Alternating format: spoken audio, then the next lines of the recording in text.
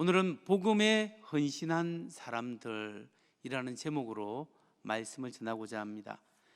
지금으로부터 약 18년 전에 한국 기독교에 큰 활력을 주는 사건이 있었습니다. 그것은 한국의 지성이라고 불리는 이어령 교수님이 예수 믿고 세례를 받은 사건입니다. 그때 일간신문에 나온 것이 뭐냐면 이어령 교수 지성에서 영성으로 변화되다. 이게 각 조간 신문마다 이렇게 대서특필이 된 적이 있었습니다.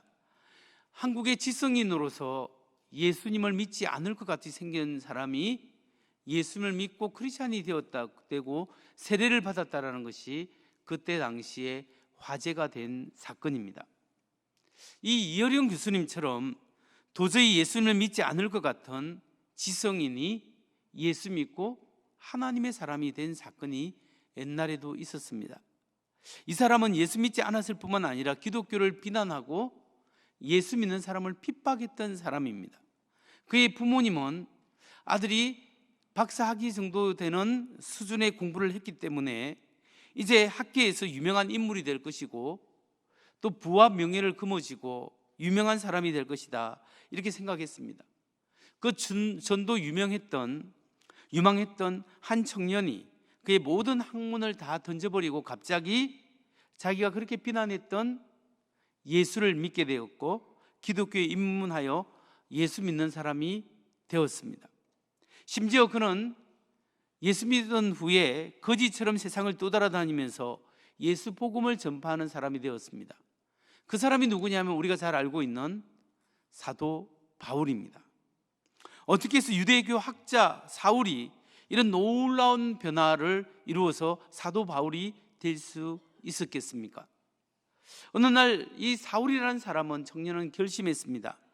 유대교의 입장에서 볼 때 예수 그리스도, 예수는 인간인데 이 인간을 하나님이고 하나님의 아들이라고 부른다는 것은 도저히 말이 되지 않고 이거는 신성모독이라고 생각했습니다. 그래서 예수 믿는 사람을 핍박했고 대제사장에게 찾아가서 예수 믿는 사람을 잡아올 수 있는 권한을 받아서 가까이 있는 사람뿐만 아니라 저 멀리 있는 다메섹이라는 도시까지 가서 예수 믿는 사람을 잡으러 갔습니다. 다메섹으로 가는 도중에 갑자기 하늘로부터 큰 빛이 그에게 임하게 되었고 하늘의 소리를 듣습니다.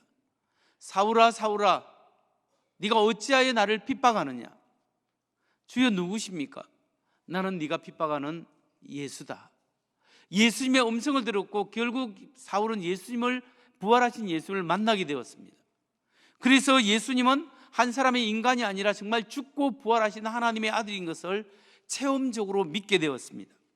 그 놀라운 사건을 통하여 이제 사울은 바울이 되었고 예수님을 만났고 복음의 사도가 되었고 그 이후로 약 30년 이상을 예수 그리스도의 복음을 전하는 사람으로 살게 되었습니다.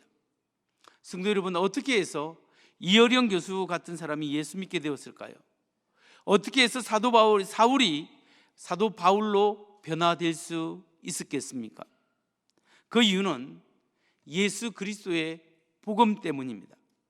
예수 그리스도의 복음. 사도 바울은 오늘 본문 로마서 16장 25절에서 이렇게 이야기합니다. 하나님께서는 내가 전하는 복음 곧 예수 그리스도에 관한 선포로 여러분을 능히 튼튼히 세워주십니다. 그는 오랜 세월 동안 감춰두셨던 비밀을 계시해 주셨습니다. 사도 바울이 믿고 그가 평생 전파하고 다니던 것이 뭐냐? 그것은 예수 그리스도의 복음입니다. 예수가 누구신가? 예수님은 인간이신데 하나님이 인간으로 오셨다. 하나님의 아들이시고 하나님이신 그분이 인간의 몸으로 오시고 우리 죄를 위하여 십자가에 죽으신 하나님의 아들이시오 구원자이고 메시아 구세주이다. 이 사실을 그는 죽을 때까지 전파하고 다녔습니다.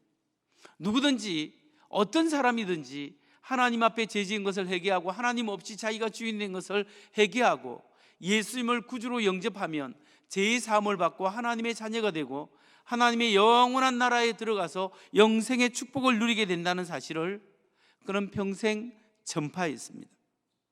사도 바울이 이 로마서의 마지막 부분에서 이런 복음이 비밀이다라고 이야기하고 있습니다. 로마서 16장 25절을 부분적으로 다시 보면 그는 오랜 세월 동안 감춰두셨던 비밀을 계시해 주셨습니다. 그가 누구면 하나님이 오랜 세월 동안 감춰두셨던 비밀을 계시해 주었다고 합니다. 그러니까 이 복음은, 예수 복음은 하나님의 비밀이었습니다. 그럼 언제부터 하나님께서 이 복음의 비밀을 준비하셨겠습니까? 이 복음의 비밀은 창조 이전부터 하나님이 준비하셨고 비밀로 간직하고 계셨습니다. 창조 이전에 왜 예수 그리스도의 복음의 비밀을 하나님이 준비했겠습니까? 여러분, 이 예수님의 복음은 하나님의 아들이신 예수님이 그 복음의 비밀인데 왜 이런 하나님의 비밀을 하나님이 미리 준비하셨을까요? 그 비밀을, 하나님의 비밀을 풀려면 우리 인간이 누구인가를 알아야 합니다. 여러분, 우리 인간이 어떤 존재입니까? 여러분, 인격체가 아닌 것은 아무리 사람 말을 따라하고 거짓말을 안 하고 시키는 대로 한다고 해도 내가 진정으로 인격적으로 그것으로 사귈 수가 없는 거예요. 하나님이 우리를 앵무새로 만들지 않고 하나님이 우리와 사귈 수 있는, 사귀고 싶은 마음, 앵무새로 만들었으면 사귀고 싶은 마음이 없는 거예요. 그런데 하나님이 우리를 로봇도 아니고 동물도 아니고 하나님의 귀중한 형상, 하나님의 인격을 닮은 우리 사람을 만들었다는 것은 그 정도로 하나님이 우리를 존중하고 우리를 대우하고 인격적으로 사귀고 우리와 사귐과 관계를 맺고 싶어하는 하나님의 사랑과 열정이 있다는 것을 우리에게 말씀하고 있는 거예요. 사랑의 대상은 반드시 서로가 서로를 사랑할 수 있는 것을 인격체여야 합니다. 그런데 인격체의 잘못된 가능성이 뭐라고요? 타락할 수 있다는 거예요. 인간이 하나님의 형상을 따라 고귀하게 만들어놨는데 그 고귀한 인격으로 하나님을 진정으로 사랑할 때 인간이 가장 행복하게 될 수 있습니다. 그런데 이 진정한 좋은 자유의지와 인격체인 인간이 하나님의 말씀을 어기고 불순종해버렸습니다. 하나님 필요 없고 이제 내가 주인 되고 내 마음대로 살아가겠습니다. 죄를 지었습니다. 타락해버렸습니다. 근데 이러면 하나님 필요 없이 내 마음대로 내 뜻대로 살아간다는 그 인간의 타락이 얼마나 큰 죄악이고 죄악의 무게가 얼마나 대단한 줄 아세요?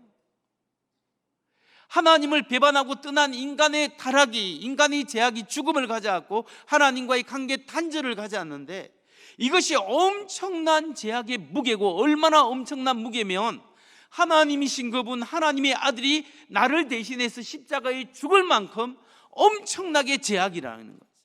이 복음의 비밀, 우리를 사랑해서 십자가를 지시는 하나님의 사랑, 여기에는 하나님의 능력이 나타나 있습니다.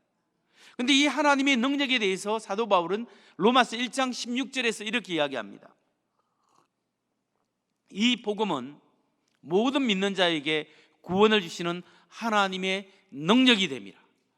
이 복음은 모든 믿는 자에게 구원을 주시는 하나님의 능력이 됨이라. 이 복음에는 하나님의 능력, 하나님의 파워가 있다라고 합니다. 그런데 이 파워는 어떤 파워겠습니까? 이 하나님의 파워는 세상에서 제일 힘이 있는 분이 하나님이신데 하나님의 파워는 인간 독재자와의 파워와 다릅니다. 인간 독재자는 힘만 있으면 자기의 생각과 자기의 뜻과 자기의 이익을 위하여 폭력적으로 강압적으로 행하는 것, 그것이 인간 독재자의 특징입니다. 그 누구도 절대 권력을 가진 사람치고 타락하는 사람이 거의 없습니다. 히틀러도 김일성이도 어떤 자기의 폭력적인 파괴적인 힘을 통하여 사람을 통제하고 통치하려고 했습니다.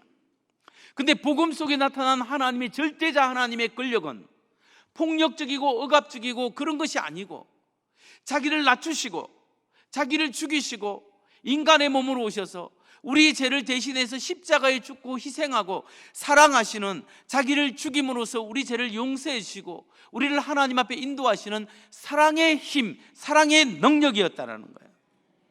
그러니까 하나님은 자기를 낮추시고 겸손하게 정말 우리를 사랑하고 우리를 위하여 희생하신 희생의 힘, 사랑의 힘, 그것이 하나님이 죽도록 사랑하는 것이 하나님의 능력이라는 거예요.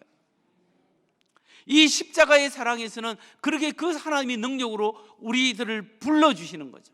내가 너를 사랑한다, 내가 너를 갈망한다, 내가 너를 존귀하고 보배롭게 여긴다, 나의 사랑 안으로 돌아와라, 내가 너를 위하여 대신 죽어주지 않았냐, 내가 이 사실을 믿고 다시 한번 내게 돌아오고 제발 나의 사랑을 좀 받아다오 하면서 하나님이 우리를 빌면서 하나님이 영생과 영광의 나라로 우리를 초대하는 것이 하나님의 복음이요 하나님의 능력이고 하나님의 사랑의 방법이었다라는 거예요. 이런 사랑은 인격 대 인격이 아니면 이루어질 수 없는 사랑이에요. 핍박자 청년 사울이 다메섹으로 가는 길, on the road to the Damascus, 다메섹으로 가는 그 길 앞 위에서 예수님을 만났는데 그 예수님을 만난 그 하나님 예수를 만나서 받은 사랑이 우리 위에 군림하거나 우리를 자기 마음대로 통치하는 로봇처럼 비인격적으로 다루는 그런 하나님이 아니라 도리어 우리를 위하여 자기를 희생하고 사랑하고 끊임없이 기다리고 내게 돌아오라고 부르신 그 하나님의 사랑, 그 사랑을 경험하고 바울은 변화되기 시작한 겁니다. 그래서 자기의 인생을 바쳐서 예수 그리스도의 복음을 전하는 완전한 하나님의 사람으로 변화되기 시작한 거예요. 여러분, 예수님을 만난 우리도 우리의 삶이 바뀌어져야 합니다. 처음부터 똑같이 완전히 바뀔 수는 없지만 우리가 예수 그리스도의 은혜와 하나님의 십자가의 사랑, 나를 향하여 기다리는 하나님의 놀라운 사랑을 우리가 받았다면 우리도 조금씩 그 십자가의 은혜로 바뀌고 우리의 생각이 바뀌고 우리의 가치관이 바뀌고 우리의 삶이 바뀌어 나가야 한다는 거예요. 성도 여러분, 우리가 이런 놀라운 하나님의 사랑을 받았고 깨달았다면 우리는 어떤 삶의 변화가 있어야 하겠습니까? 우리가 어떤 가치관, 어떤 삶을 살아가야 할까요? 예수 믿고 변화된 사람들의 특징은 하나님 사랑, 이웃 사랑으로 나타나야만 합니다. 여러분, 이 성경 말씀, 하나님의 말씀을 두 글자로 축약하고 엑기스로 다리면 두 글자로 뭐로 나옵니까? 사랑으로 나오지 않습니까? 그 사랑을 조금만 펼치면 구약과 신약을 요약하는 게 뭐예요? 하나님 사랑, 이웃 사랑. 하나님을 깊이 사랑하고 그 사랑으로 이웃을 사랑하는 것이 성경에 가르치는 핵심이지 않습니까? 사랑은 여기 있으니 우리가 하나님을 사랑한 것이 아니라 하나님이 먼저 우리를 사랑해서 그 아들을 보내셔서 희생하셨기 때문에 그 사랑을 받은 사람은 하나님을 사랑해야 한다는 거예요. 그러면 하나님을 사랑한다는 것에 가장 중요한 것은 무엇입니까?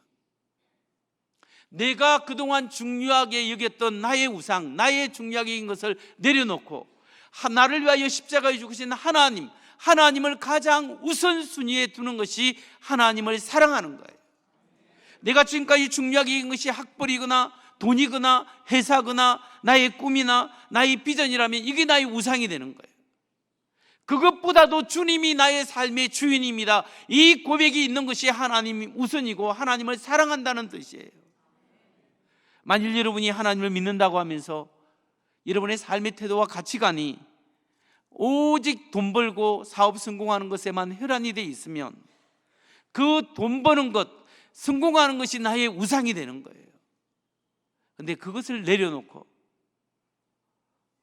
하나님이 나의 삶의 주인이 되어야 되는 거예요.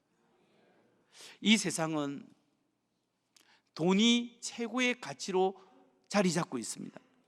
돈이 없으면 이혼도 많이 하고, 돈이 없으면 가정이 파괴되기도 하고, 돈 때문에 가족 간의 살인도 일어나고, 단 몇만 원 때문에 몇만 원을 훔치기 위해서 사람을 죽이는 경우도 있습니다. 이 세상에는 돈이 중요한 가치입니다. 그러나 예수 믿는 우리에게는 돈이 중요하지만 돈보다 더 귀중한 것이 있다는 것을 알아야 합니다. 우리의 삶에 어려움이 있고 삶에 실패가 있고 아픔이 있어도 하나님이 천지를 창조하신 하나님이 나를 사랑하신다. 그 하나님이 나와 함께 하시고 하나님이 나의 죄를 용서하셨고 하나님이 나의 하나님의 자녀로 인도하셨고 내가 살아도 하나님과 함께 살고 죽어도 영원한 하나님 나라가 있고 하나님께서 오늘 나를 돌봐주시고 나와 함께 하시고 인도하시는 하나님의 사랑과 은혜가 있고 나는 그 하나님의 나라를 위하여 살아간다. 이것이 얼마나 큰 행복인 줄 아십니까? 여러분, 그 하나님 나라를 살아가기 때문에 우리에게 있어서 하나님의 사랑이 있기 때문에 내 가족이 중요한 거예요. 내 일도 중요하지만 그보다 내 가족이 중요하고 믿음의 사람들이 중요하고 우리가 이 땅에 최선을 다하고 이 땅에 열심히 살지만 동시에 우리가 저 하나님의 나라를 이 땅 속에서 하나님 나라를 갈망하며 살아가는 삶, 영원히 희망을 가지고 살아가는 삶, 그 물질 속에서도 물질이 중요하지만 그보다 더 중요한 가치가 하나님의 은혜와 사랑 속에 살아가는 것입니다. 나는 하나님 나라를 향해 삽니다. 이 고백이 우리 속에 있는 거예요.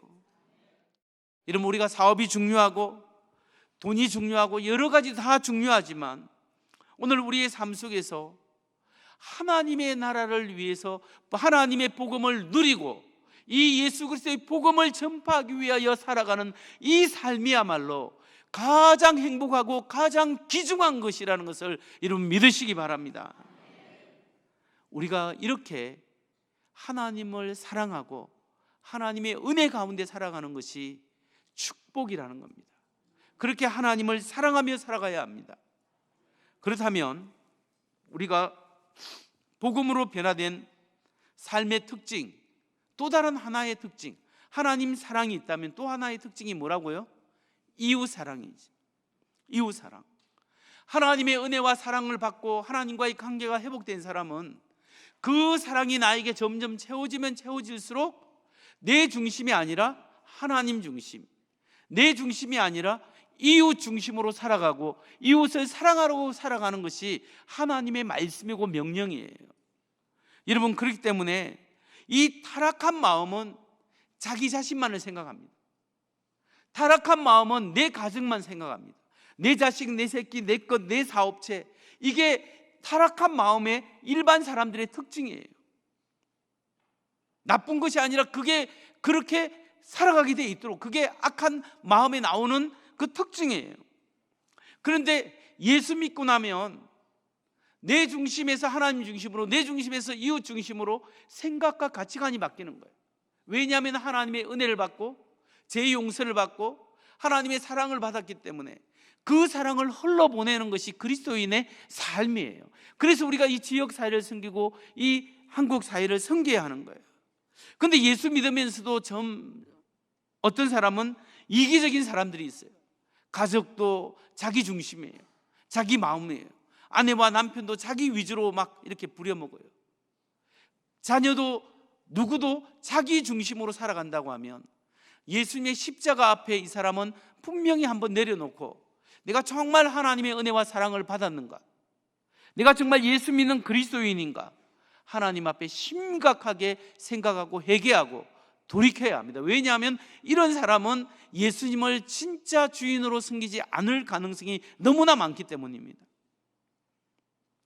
여러분, 우리가 정말 예수 그리스도의 은혜를 받았으면 하나님의 그 부으시는 그 사랑 때문에 우리의 삶 속에 힘들고 어려워도 주님 붙잡고 하나님 사랑하고 가족을 사랑하고 이웃을 사랑하는 마음으로 점점 변화되어야 합니다. 로마서 8장 35절에 40절 말씀을 봅니다. 누가 우리를 그리스도의 사랑에서 끊으리요? 환난이나 공고나 핍박이나 기근이나 적신이나 위험이나 칼이랴. 내가 확신하노니 사망이나 생명이나 천사들이나 근세들이나 현재 일이나 장래 일이나 능력이나 높음이나 깊음이나 다른 아무 피조물이라도 우리를 우리 주 그리스도 예수 안에 있는 하나님의 사랑에서 끊을 수 없으리라. 어떠한 것도 우리로 하여금 하나님의 사랑에서 끊을 수 없습니다. 하나님이 놓지 않습니다. 그렇기 때문에 하나님, 내가 이 어려운 가운데서도 주님 붙잡고 하나님을 깊이 사랑하는 사람 되게 하시고, 나도 변화되어서 우리 가족을 사랑하고 사람들을 사랑할 수 있는 하나님의 사람 되게 해주세요. 이렇게 고백하는 여러분 되시기 바랍니다. 말씀을 마칩니다. 저는 지난 몇 달 동안 로마서를 강해해 왔습니다. 로마서의 마지막 장이 오늘 우리가 읽었던 16장입니다.